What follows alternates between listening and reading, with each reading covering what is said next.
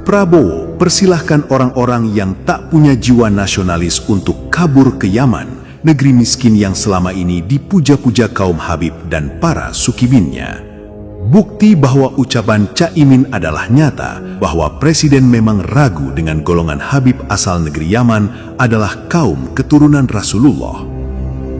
Manusia paling aneh di PMI ya Nusron Wahid. Ya toh? Wong Pak Prabowo saja ragu kepada habaib. Nusron itu habaib.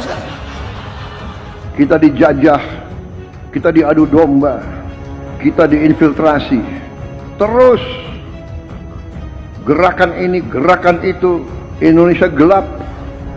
Matanya burem, Indonesia gelap. Indonesia terang. Ada yang mau kabur, kabur aja. Kok kabur aja ke sana? Mungkin ada yang mau kabur ke Yaman, silakan. Gimana? Mau kabur kemana? TV Al-Waha. Hot Inspiration. Jika ada yang menganggap masa depan Indonesia gelap, bahkan sampai ada tagar kabur dulu aja karena menganggap saking gelapnya masa depan Indonesia, maka silahkan kabur saja. Bila perlu silahkan kabur ke Yaman sana jika Indonesia dianggap tidak memberikan kehidupan yang layak bagi mereka-mereka yang tidak bisa bersyukur hidup di bumi Nusantara. Begitulah kiranya maksud dari ucapan Presiden Prabowo Subianto menanggapi orang-orang yang tidak suka dan selalu menjelekkan pemerintahnya, yang karena saking tidak sukanya, mereka sampai mengorbankan jiwa nasionalismenya, menggaungkan satu ungkapan yang tidak pantas agar masyarakat Indonesia kabur meninggalkan negeri tercinta. Ada hal menarik yang menjadi perhatian publik ketika Presiden menanggapi mereka-mereka yang tidak suka dengan pemerintahannya, yaitu ketika Presiden memilih diksi silahkan kabur ke Yaman saja, menanggapi mereka yang gembar-gembor kabur saja menghindari gelapnya masa depan negara.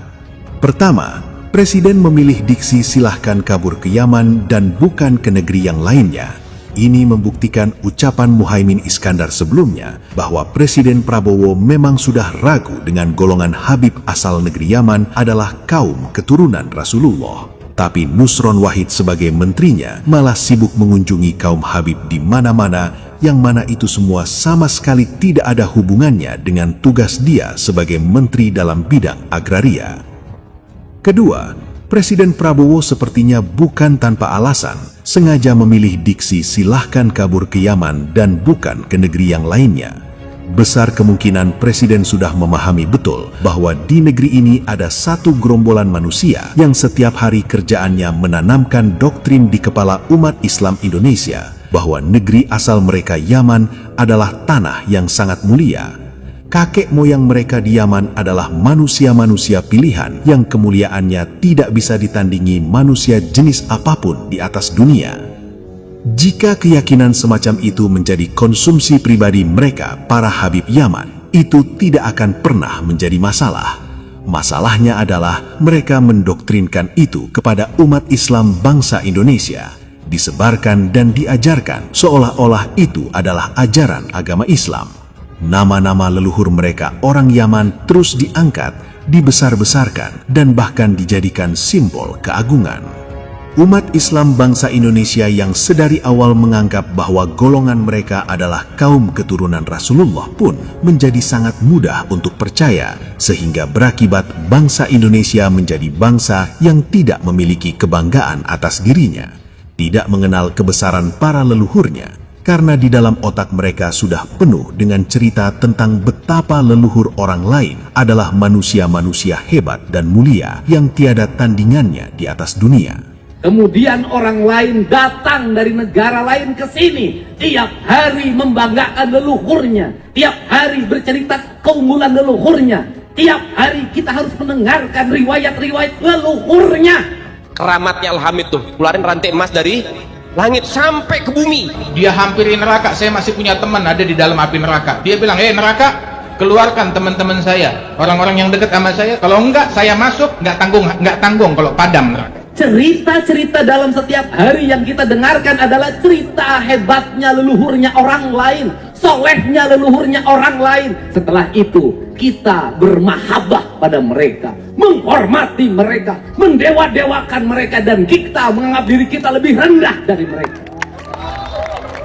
Ini adalah upaya sistematis. Untuk apa?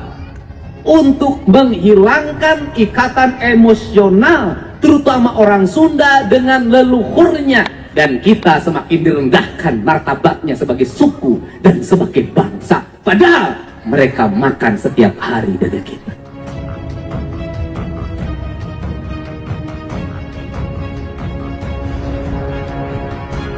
Sikap superioritas yang selama ini ditampakkan oleh golongan Habib asal Yaman mendoktrin kepada umat Islam bangsa Indonesia tentang betapa agung dan mulianya tanah leluhur mereka. Bisa jadi ini yang menyebabkan Presiden Prabowo benar-benar terusik jiwa nasionalismenya, sebab mereka hidup dan menikmati alam Indonesia, tapi malah mengajarkan kepada bangsa Indonesia untuk mengagungkan tanah leluhur mereka di Yaman sana. Korban dari doktrin mereka pun tidak main-main. Bukan cuma orang awam saja, tapi sekelas kiai atau ustadz yang katanya berilmu tinggi pun akan menjadi tumpul akal warasnya jika doktrin dari kaum Habib tentang betapa mulianya tanah leluhur mereka sudah menancap di dalam otak seorang anak manusia. Makanya di Tahrim Hadramaut Yaman tak diaspal jalan. Bukan karena Yaman miskin, pemerintahnya kaya raya. Kenapa? Karena mereka tak ingin bekas-bekas tapak kaki wali-wali Allah itu ditutup oleh aspal. Begitu mereka memuliakan, menghormati para wali-wali Allah. Dul Somad ini adalah contoh betapa bahayanya doktrin kaum Habib Yaman karena bisa mematikan akal waras manusia.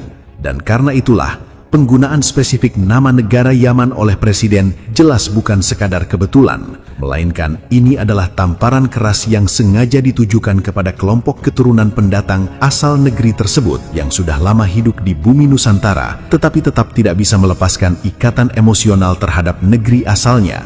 Bahkan yang lebih parah, golongan itu mendoktrinkan kepada umat Islam bangsa Indonesia agar ikut mengagungkan tanah asal mereka, yang sedikit banyak hal tersebut jelas bisa melunturkan jiwa nasionalisme bangsa Indonesia terhadap tanah airnya.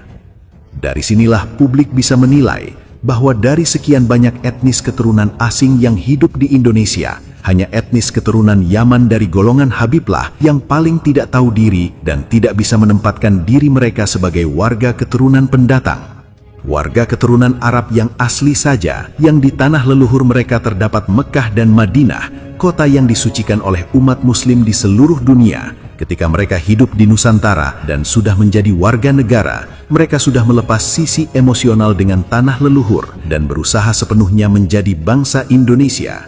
Publik tidak pernah mendengar ada orang Arab yang gembar-gembor bahwa tanah leluhur mereka Mekah dan Madinah adalah tanah yang sangat agung dan mulia.